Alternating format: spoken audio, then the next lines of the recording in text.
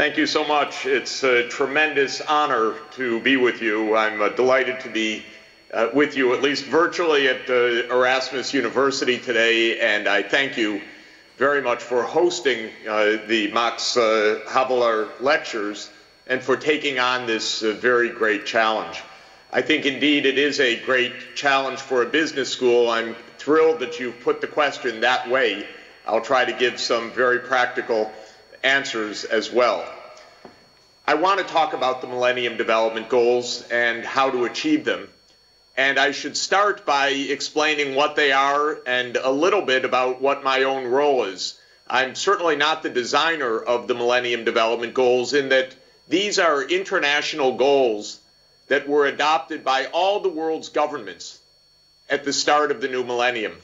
About 150 leaders assembled at the United Nations in September 2000 and adopted the Millennium Declaration, from which the 8 Millennium Development Goals were taken. And Kofi Annan asked me then, about a year later, to help organize a sustained effort to design and recommend practical approaches to achieve the Millennium Development Goals. I think no one was more conscious than Mr. Annan of the fact that it's easy to state goals, and UN goals are frequently stated and then frequently ignored. The key here is to make them operational. Now, what are the goals? As you just heard, these are specific, time-bound, quantified objectives, which in my view make them extremely important. The world actually agreed on numbers and timetables, and the fact that the whole world agreed on them, I think, gives them a normative status that is unique among virtually all of the world's do-good objectives. These are specific, they're targeted, they're measurable, they have a time, a date attached to them. So by the year 2015, we are to see a cut by half of the rate of extreme income poverty. That is the so-called dollar-a-day poverty, measured as a share of the population of each country. And that's to come down by half by 2015 compared to the 1990 baseline. Similarly, we measure hunger, generally by stunting, which means low weight for age, low height for age, and low weight for height, which is an extreme form of hunger wasting. And the goal is to reduce by half the proportion of children that suffer from chronic hunger, comparing a 1990 baseline with a 2015 target date. By 2015, all children are to be completing primary education. That doesn't seem like such a great and ambitious goal in the 21st century, when we ought to have universal completion of secondary education, if not beyond. But it is shockingly the fact that around 200 million children are out of school that ought to be in primary school and will be condemned to a lifetime of poverty as a result, unless we do something about it now. Many of the goals relate specifically to health. The mortality rate of children under 5 is to come down by 2/3 by the year 2015. That is a measure of the number of children who die before their 5th birthday out of every 1,000 that are born. That mortality rate should be reduced by 2/3 by the year 2015. And maternal mortality, mothers dying in childbirth, should be reduced by 3/4 by 2015. At the same time, AIDS, tuberculosis, and malaria should be brought under control. And people deprived of basic sanitary conditions and safe drinking water should be, the proportions without those basic amenities should be reduced by 1/2 by the year 2015. The 8th goal is the goal of international partnership. It says that the rich countries should partner with the poor countries to achieve these goals. Now, you You mentioned the criticism of these goals. Many people say they can't be met. They're a distraction. I think this is completely a misunderstanding. Some people say they'll be met automatically, so why care? This is also a profound misunderstanding. These goals will not be met just by themselves or by global market forces. Far from it. Mothers will die in childbirth even in countries achieving economic development unless public sector efforts are made to ensure that there are emergency surgical rooms available for complicated deliveries. Children will continue to die by the millions unless public efforts are taken to reduce those deaths. But for all who say that the goals will automatically be met and then are shown the trends that this is not the case, it's also false to say, and this is the most important message I can give you, it's false to say that these goals cannot be achieved. Even now, 2007, halfway to the 2015 target, many people just write off the goals. They say, well, Africa can't meet them. Maybe China, yes, but Africa, no. And what they're doing is taking a pencil and extrapolating the current trend and saying, you see, we are off the trend to achieve the goals. And therefore, why don't we be more realistic is the favorite term, especially in Washington. Their definition of realism is let children die. Let mothers die. Let people go hungry. That's what's called realism in Washington. This is not realism at all. First of all, it's ignorance, because most of the people saying these things don't know what they're talking about, unfortunately, especially in a situation where life and death is at stake. Second, it's very convenient, especially in my country, which is the most negligent country of all, the United States, to say, oh, there's nothing that can be done. This is an excuse for rich people not to have to care. And it's a position of great moral irresponsibility, but also of great practical ignorance. And unfortunately, my country, especially Washington, abounds in that right now. And this is a major problem, because they seem to know how to spend a lot of money on the military, but not very much money directed towards the problems of keeping children alive or addressing hunger or addressing the other targets of the Millennium Development Goals. On behalf of Secretary General Kofi Annan, and now on behalf of Secretary General Ban Ki-moon, I've been leading an effort to show, both first to identify and then to collect and amplify the fact that there are actually extremely practical pathways to success. This is not a mystical problem of how do we change the world order to achieve the Millennium Development Goals. This is more a specific question: how do we get measles immunizations to poor rural areas? Or how do we get improved seed varieties to help farmers have higher yields? Or how do we get anti-malaria bed nets to poor people so that the children are not dying by the millions of malaria because we just sit around and think that nothing can be done? It's a very practical challenge. It's a great challenge for a business school because it's so practical. It's so bottom line. There's no mysticism about it once you delve into the timelines, the practicalities, the quantitative targets. Now, in fact, there is a lot of progress towards achieving these goals. Many parts of the world will achieve the Millennium Development Goals. Children are already nearly 100% enrolled in school in Latin America, in most of Asia, and so forth. In China, poverty rates have plummeted because of the dramatically fast economic growth. The same thing about poverty rates in India now, coming down very sharply, even though there are still very large numbers of very poor people. The epicenter of the challenge, what I have said over many years to be 2/3 of the Millennium Development Goal challenge is sub-Saharan Africa. It's not the only place where the challenge persists, but it is the epicenter of the challenge, and it's where I want to spend most of my remarks. In other parts of the world, there are certainly big challenges. In India, many mothers die in childbirth still because of lack of access to emergency obstetrical care. Too many children are undernourished in South Asia. These are problems that can be solved. Those places also are on a rapid economic growth path, and if they invest their resources wisely, they will make great progress.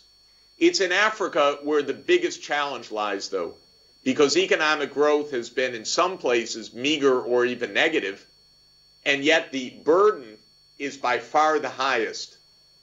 In Africa, it still is the case that more than 150 children die before their 5th birthday for every 1,000 who are born. It's still the case in Africa that 2/3 of the world's AIDS sufferers are on that continent. It still is the case that millions die of malaria, and 500 million people in Africa are afflicted with malaria every year. These are huge challenges. Africa remains the epicenter, but even there is tremendous progress, and it could be much faster if we get our act together in a very practical way. And as the conference asked me about the roles of government, civil society, business, and now let's add business schools to this, there is indeed a role for every part of our society to achieve these goals. There's a role for business, a role for civil society, a role for government that's very important, and a very important role for business schools as well. So let me do what I think can be helpful, I hope, and that is to give you a diagnosis first, a prescription second, and a sense of the relative roles of the different stakeholders in achieving or carrying out the prescription. First, the diagnosis. Let's look at Africa as the epicenter of this challenge. The problem in Africa at the core is that Africa remains a highly rural society and economy, or I should say, of course, since it's 49 countries, a group of societies and countries and economies. About 70 to 75% of the population live in villages, in rural areas. And in the film you just saw about Ecuador, I rather salivated at the pictures because in Africa you would not see that kind of highway. You would not see electricity in the villages. You would not see illumination in the schools, as you saw. Children are on a dirt floor, perhaps under a roof or just under a tree, for school without supplies. There is no electricity. There are no clinics in the villages. There are no paved roads. There is no electricity. It is people living in conditions that truly are almost unimaginable for us in the Netherlands or in the United States until you see with your own eyes. I can say that in my own experience. I'm widely traveled and have worked in all parts of the world. But until I began to work in African villages a dozen years ago, I had no conception of the extreme nature of the poverty. More than 90% of African villages still have no electricity, no graded road.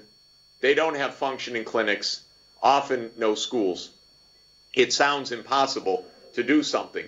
But the fact is there are tremendous things that can be done, and from one year to the next.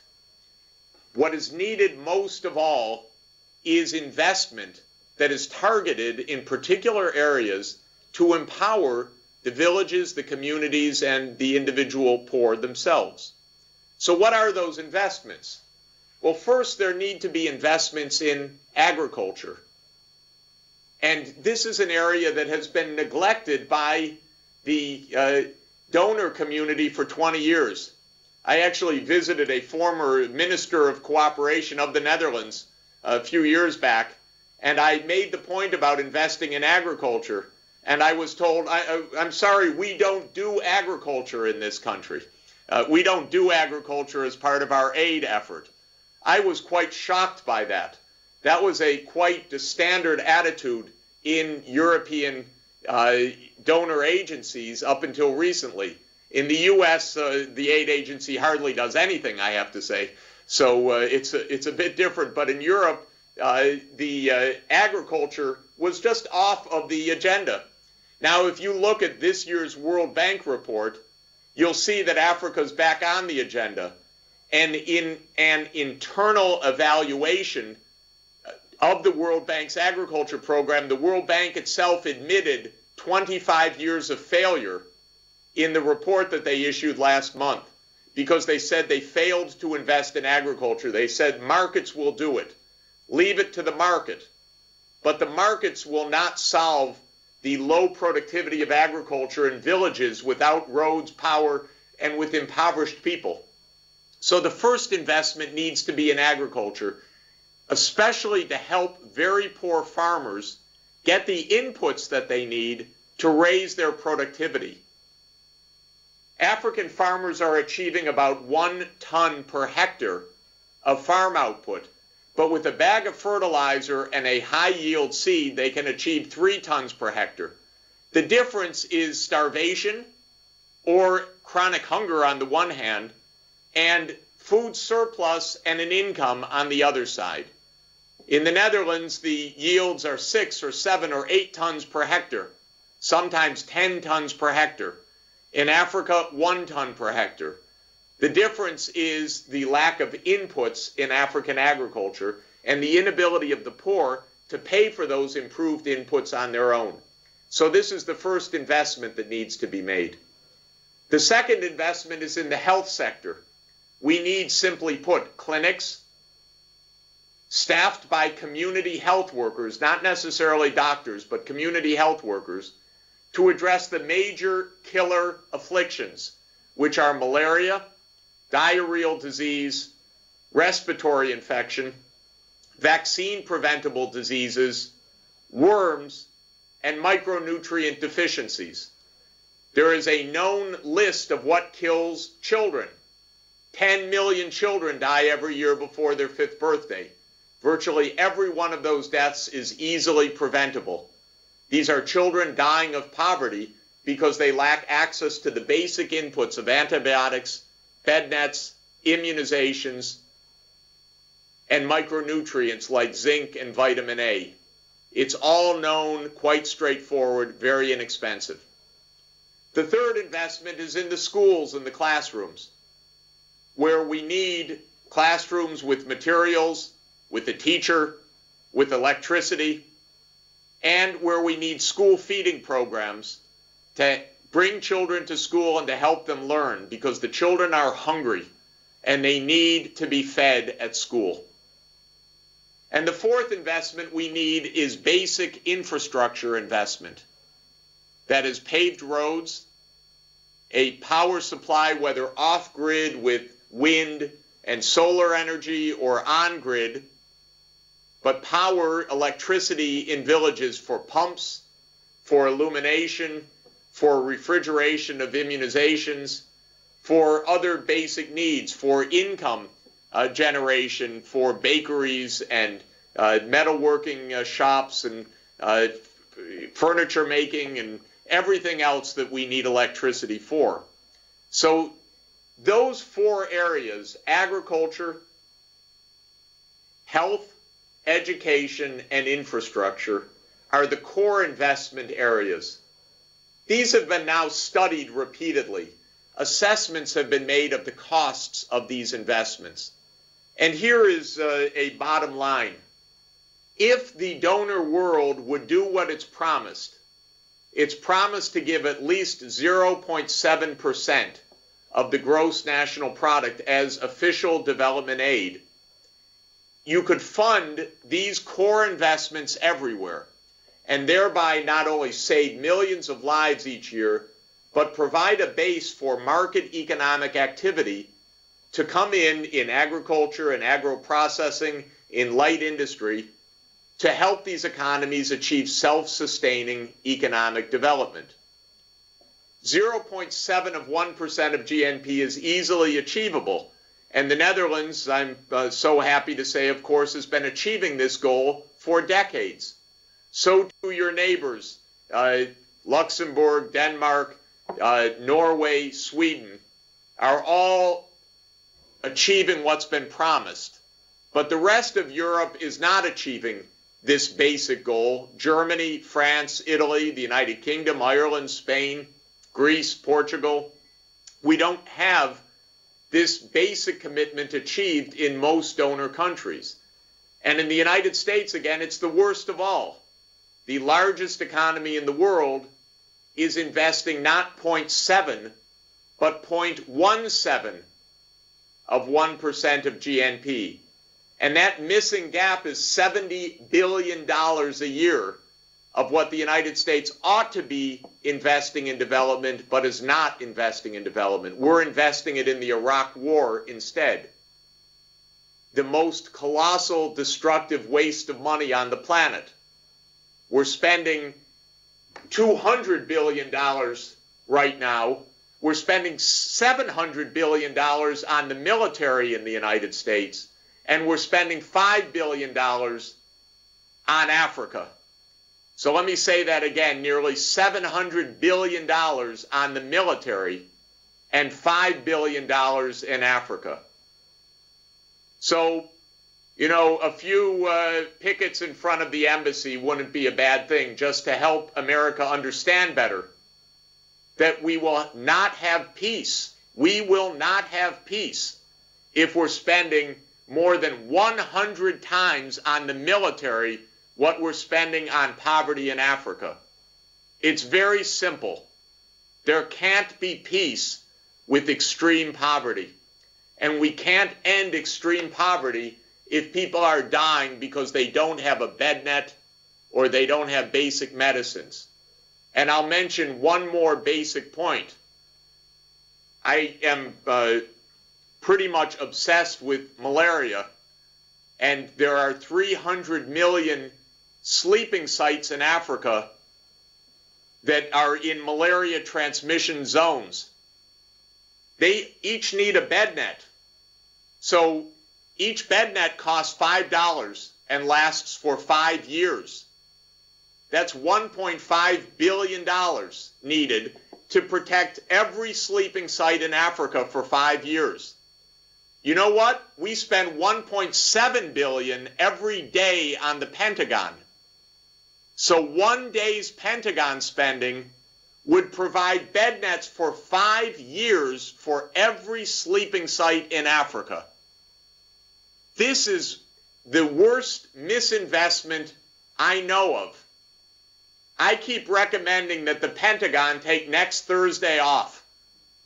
And then we could take that money and have 5 years of coverage for malaria control. So the point first is that we could invest in agriculture, health, education, and infrastructure and achieve the goals if all of the countries would do what the Netherlands does, which is to spend at least 0.7% of the gross domestic product as aid. That would give us another $140 billion a year, half of which could go to Africa. And that would provide the basics of what's needed. So this is the first point that is essential. Now, many people, my critics, I got a lot of critics, I have to tell you, and they say, oh, aid is a waste of money, aid goes down the drain, aid is stolen, and so forth. I found out many of my critics got a lot of aid themselves. They got scholarships for graduate school. They got paid tens of thousands of dollars of aid. But then when you ask for $5 for a poor person, they say, no way, no way. That's a waste of money. So, of course, there's a lot of misunderstanding in this world. And these critics are, in my opinion, pretty much unaware of truth and also pretty hypocritical. They don't really think about how aid has helped them in their own lives. But more to the point, the fact is that there are many, many cases of aid that when it's given, you get spectacular results. For example, in the last couple of years, finally, some aid was given to Malawi to help smallholder farmers get seeds and fertilizer. You know what happened? They went from being a country in extreme hunger to a food surplus country. In 2 years, they went from 1.5 million metric tons in the year 2005 growing season to this year 3.1 million metric tons. They doubled their production because of targeted support for smallholder farmers. Or another example, last fall, Kenya was helped to distribute 5 million of these magical bed nets, which are really phenomenal. And when the epidemiologists went back a few months ago to study the effects, the malaria deaths had come down by 44% in the districts where these nets were given out. And that was a simple operation. It took 2 days to distribute more than 2 million nets last November in Kenya. And many, many other countries are now having a similar success, but there's not enough money yet to provide comprehensive coverage. Or a third example, Tanzania's debts were canceled a few years ago after many years of my complaining and Bono's complaining and many other people's complaints, and I'm sure people in the room there. And the debts were canceled, and what Tanzania did was say, now with those budget savings, we can afford to cover the costs of school fees, so we'll eliminate the school fees. And millions of children came to school who had been excluded from school because of school fees. What's my point, ladies and gentlemen? My point is that when you're very specific, building clinics, hiring community health workers, giving immunizations, distributing anti-malaria bed nets, giving vouchers for high-yield seeds and fertilizers, implementing school feeding programs, putting in bore wells for safe drinking water, when you know what you're doing, when it's targeted, when it's specific, the results are spectacular. So why aren't the poor people doing this themselves? Because they can't afford it. That's the basic point. It's not that we don't know what to do. It's not that the poor are evil or corrupt or lazy or anything else. They're just poor. They can't afford these things on their own. That's why we have to help just a little bit. Not a lot. I'm not even talking about more than 1% of our income. I'm talking about 0.7 of 1%, a number that we've promised for 37 years, and that, again, only 5 countries, yours and 4 neighbors, have accomplished, but all the rest have failed so far. And if the United States can spend 5% of its income on the military, it can surely spend more than 0.04% on Africa. That's what we're doing right now, 4 cents out of every $100 of U.S. GNP. It's a disastrous mistake, a disastrous foreign policy. So what can be done? What are the roles for everybody?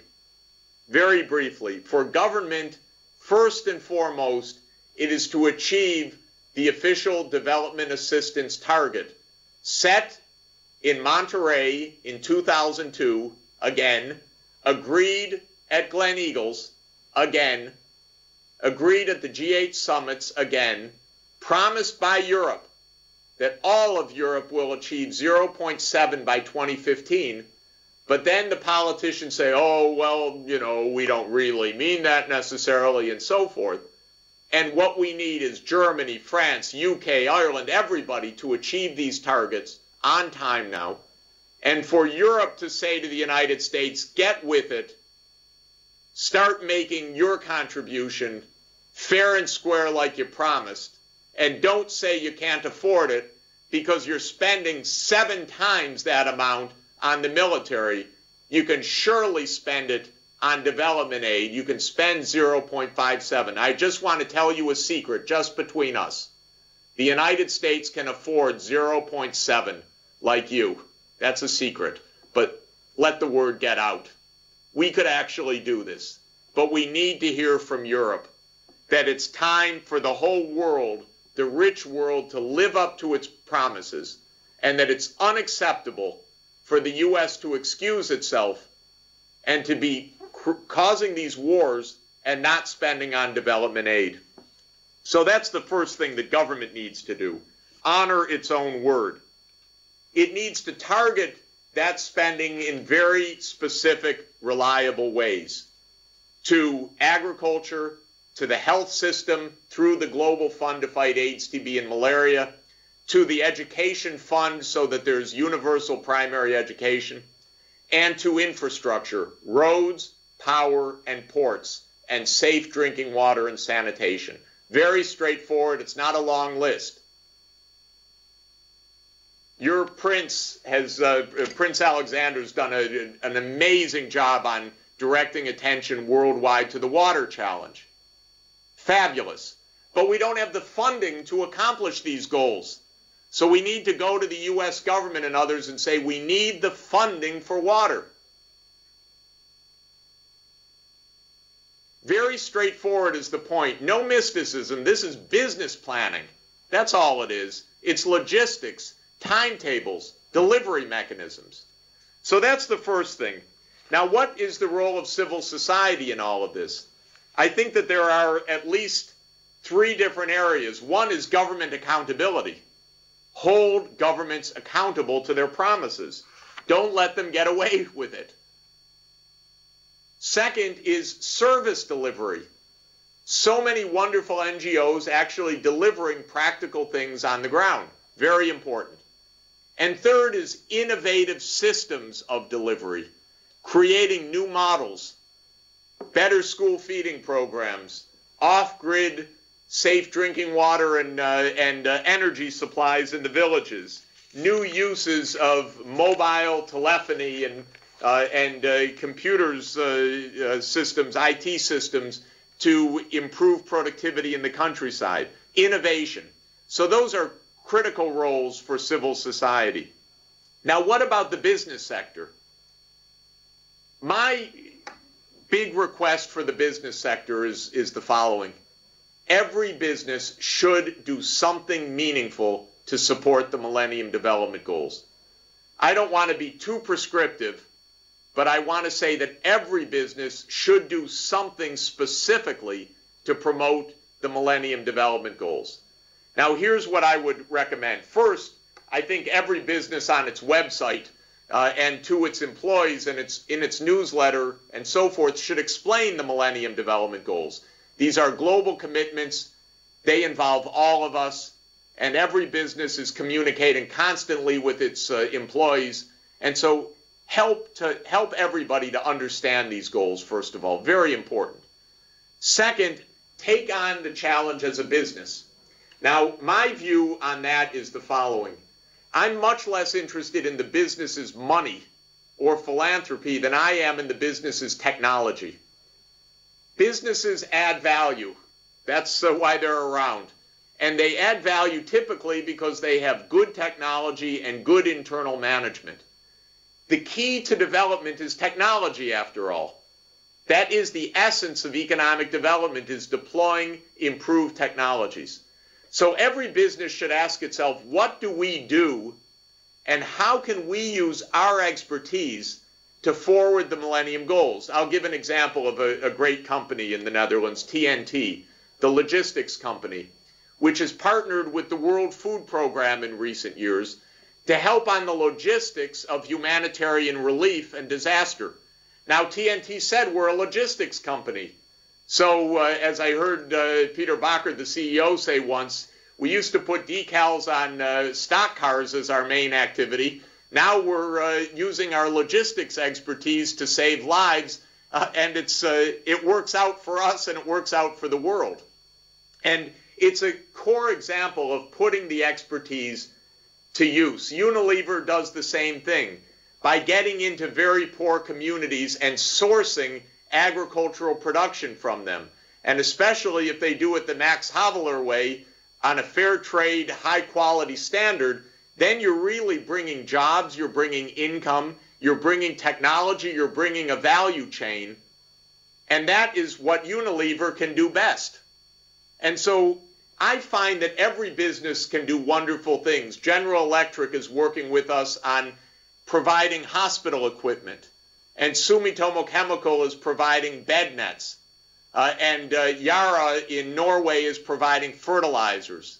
And every business has its technology, and Ericsson is providing cell phone coverage.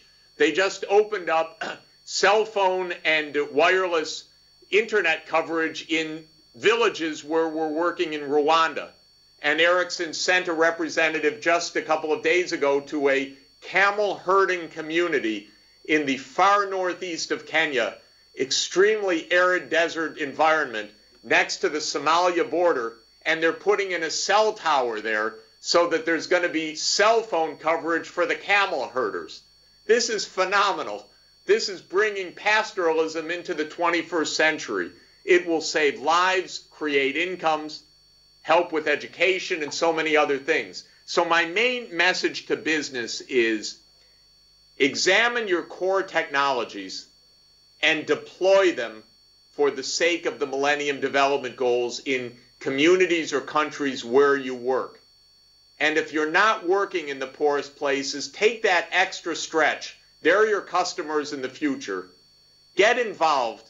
I don't believe businesses are big charities. I believe that they can invest for the future by making their technologies applicable and available for the long term, and that's a wonderful win-win proposition. Now, finally, what can business schools do? Well, I'm at a university. I have been for, oh my God, for 33 years now. I've thought a bit about what universities can do, and I do believe that we need to be activists on these goals, because universities are unique repositories of knowledge. They take a long-term view. They're unbiased, in my opinion. They're not out for the immediate buck or for the foreign policy angle. We can be in the business of helping to apply knowledge. And that's a vital component of this challenge of achieving the Millennium Development Goals. One of the things Columbia University did was to start working in villages across Africa to help the villages achieve the Millennium Development Goals at the village scale. And we have a project called the Millennium Village Project. And I would welcome partnerships of anyone there. You can look up www.millenniumvillages.org to get information. It's a wonderful project in 12 countries in Africa right now, in Senegal, Mali, Ghana, Nigeria, Ethiopia, Uganda, Kenya, Rwanda, Tanzania, Malawi, Madagascar, and Mozambique. I think I got the 12. And what's happening is, for 500,000 people in these 12 countries, we have shown that by investing in agriculture, in health, education, and infrastructure, you can make a tremendous gain of well-being, a tremendous reduction of mortality, and help these communities get onto a self-sustaining growth path. So that's a university initiative, because it pulls together our School of Public Health, our School of Medicine, our economics and development thinking, our engineering school, mechanical engineering, our agronomists, our climatologists. And we work together in partnership with these communities. They do the work. We help with advice and help to bring some money for this, and the results are spectacular. The business school can also work with businesses. So the businesses come to the business school and say, what can we do? We want to be part of this effort. And the business school can help them design a meaningful way in. And I think that this would be extraordinarily valuable. My bottom line is that the Millennium Development Goals are not only achievable, we can actually see the path of how to get from here to there. It's really business planning. It's practicality. It's linking funding with targeted investments so that these impoverished parts of the world can get on with it, can become productive, can join a modern world economy. And if we do this, the improvements will mean millions of lives saved per year and a vastly fairer and safer world for everybody. Thank you very much.